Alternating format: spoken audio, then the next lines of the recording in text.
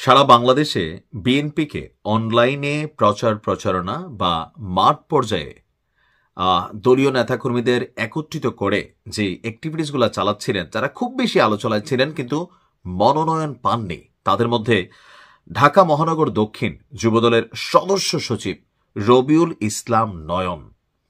এত পরিমাণ প্রোগ্রাম তিনি করেছেন, লাগারে লাগা ধান লাগা থেকে শুরু করে বিভিন্ন জায়গায়, মানে আপনার হিন্দুদের সাথেও তার কমিউনিকেশন বা তার যে নির্বাচনী প্রচার প্রচারণা বা তারেক রহমানের সাথে ওনার যে হট রিলেশন ছিল, সেখান থেকে এটা সবাই বিশ্বাস করছিল যে রবিউল হাসান নয়ন তিনি মনোনয়ন পাবেন। কিন্তু সবাইকে অবাক করে দিয়ে রবিউল হাসান নয়নকে মনোনয়ন দেওয়া হয়নি। গতকালকে কেন দেওয়া হয়নি সেটাও আপনাদেরকে বলেছি যে ওই আসনে বিএনপির আরেক প্রথিতযশা যিনি রাজনীতিবিদ আছেন নিতাই রায়, বয়স্ক মানুষ, দীর্ঘদিন রাজনীতি করেছেন, তো সবকিছু বিচার বিবেচনা করে নয়ন যেহেতু হঠাৎ করে আপনার মানে কি বলে যে সরব হয়েছে, যেহেতু দীর্ঘদিন বিএনপির রাজনীতি বন্ধ ছিল, তো সেই ক্ষেত্রে ইয়াং এজের ক্যারেক্টার বিএনপি যেটা মনে করলো যে নিতাই রায়কে এবার দেওয়া উচিত, এইবারের হকটা নিতাই রায়ের, আগামীবার নয়ন পাবে। এখন নয়নের যখন মনোনয়ন পেল না, তার সমর্থকরা কিন্তু একটু ফেসবুকে, অনলাইনে, অফলাইনে আলোচনা, সমালোচনা এবং দলীয় সিদ্ধান্ত নিয়ে কিন্তু তারা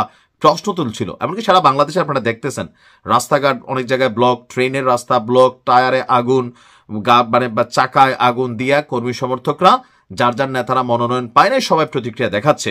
অনেক জায়গায় নেতারা পর্যন্ত কোন রকম চুপচাপ আছে, কর্মীদেরকে ছাইরা দিয়ে রাখছে। বাট নয়ন যে কাজটা করছে, এটা বিউটি অফ পলিটিক্স, এটা হচ্ছে চেইন অফ কমান্ড, এটাকে রেসপেক্ট করা। কারণ নয়ন যদি ডাক দিত রাইট নাও নারায়ণগঞ্জের জাকির, আমি জানি না যে উনি মনোনয়ন চাইছেন কিনা, ওনার এটা আমি এখনো ক্লিয়ার না, তো নারায়ণগঞ্জের জাকিরও পায় না, এদিকে রবিউল হাসান নয়নও পায় নাই। ইভেন তাদের যে কর্মী সংখ্যা, এইটা এই মুহূর্তে হিউজ একটা পপুলারিটি তাদের আছে। সো এক ডাকে লক্ষ কর্মী কিন্তু মাঠে নামানোর ক্যাপাসিটি আপনার এই নয়নের আছে। তবে নয়ন যে কাজটা করছেন, ইয়াং এইজের একজন রাজনীতিবিদ হয়ে, বর্ষিয়ান অনেক রাজনীতিবিদ তারা কিন্তু কর্মী সমর্থকদের বিরুদ্ধে বা কর্মী সমর্থকদেরকে শান্ত করতে অনেকে এই কাজটা করেন নাই। তবে নয়নের এই সিদ্ধান্তে আমি জানি যে জনাব তারেক রহমান অবাক হয়েছেন, অথবা তিনি জানতেন, ওই কনফিডেন্স থেকেই তিনি হয়তো নয়নকে মনোনয়ন দেন নাই। তবে তার জিনিসটা প্রশংসনীয়। এখন মনোনয়ন না পাওয়ার পরে যখন ফেসবুকে আলোচনা সমালোচনা চলছে, পক্ষে বিপক্ষে আলোচনা সমালোচনা চলছে, তো তখন আপনার এই কি বলা যে নয়ন মাগুরা 2 আসনে যিনি প্রার্থী ছিলেন, দলটির ভাইস চেয়ারম্যান নিতাই রায় চৌধুরী যখন সেখানে মনোনয়ন পেয়েছেন, নিজের ফেসবুক আইডিতে দলীয় যারা সমর্থক আছেন তাদের জন্য তিনি একটা বার্তা দিয়েছেন, খুব সুন্দর। তিনি লিখেছেন, বিএনপির ভারপ্রাপ্ত চেয়ারম্যান জনাব তারেক রহমান সাহেবের নির্দেশনা মাগুরা 2 সংসদীয় আসনে বিএনপির সব পর্যায়ের নেতৃবৃন্দকে সব ধরনের সংঘাত এড়িয়ে চলার জন্য আহ্বান জানাচ্ছি। কেউ বিশৃঙ্খলা করে ধানের শীষের ক্ষতি করবেন না, ধানের শীষ আমাদের অস্তিত্ব। মানে তিনি তার নেতাকর্মীদের বলতেছেন, ছোটখাটো যে বিক্ষোভ টিক্ষোভ হচ্ছে বা ফেসবুকে লেখালেখি হচ্ছে, এরকম কোনো কিছুই করা যাবে না। কারণ দিন শেষে এগুলা করলে কি হবে? আপনি কার বিরুদ্ধে লিখতেছেন? বিএনপির আরেকজন নেতার বিরুদ্ধে আপনি লিখতেছেন। আপনি কার গালে গালে মারতে চাচ্ছেন? বিএনপির আরেকজন নেতার বিরুদ্ধে করতেছেন। আপনি রাজপথে অবরোধ করতেছেন কার জন্য? আপনি বিএনপির সিদ্ধান্তের বিপরীতেই এই কিন্তু অস্তিত্ব যেগুলা দেখাচ্ছেন, পাবলিক বিগড়াচ্ছে কম বেশি, পাবলিক এগুলা পছন্দ করতেছে না।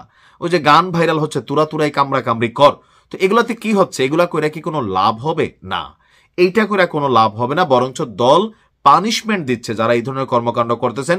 চট্টগ্রামে 4 জনকে বহিষ্কার করছেন, হয়তো আগামী 2-3 দিনে অনেক জায়গায় বহিষ্কার হবে। সো নয়ন আসলে ওই জায়গাটাই মেনশন করছেন যে কেউ বিশৃঙ্খলা করে ধানের শীষের ক্ষতি করবেন না, ধানের শীষ আমাদের অস্তিত্ব। জেলা থেকে ওয়ার্ড পর্যন্ত সব জায়গায় সক্রিয় ভূমিকা পাশাপাশি করবেন।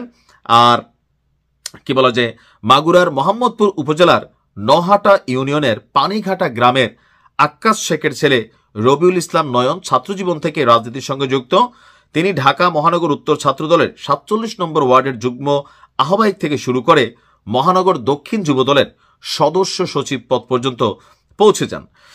আর যতটুকু দেখছি তার সম্পর্কে বিগত সরকারের আমলে পুলিশের নির্যাতন হওয়া, তিনি নির্যাতন বরণ করেছেন, প্লাস সাহসী নেতৃত্ব, দলীয় ত্যাগের জন্য পরিচিত মুখ।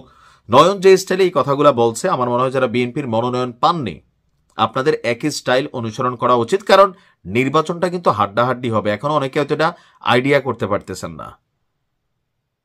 ভালো থাকুন। আসসালামু আলাইকুম।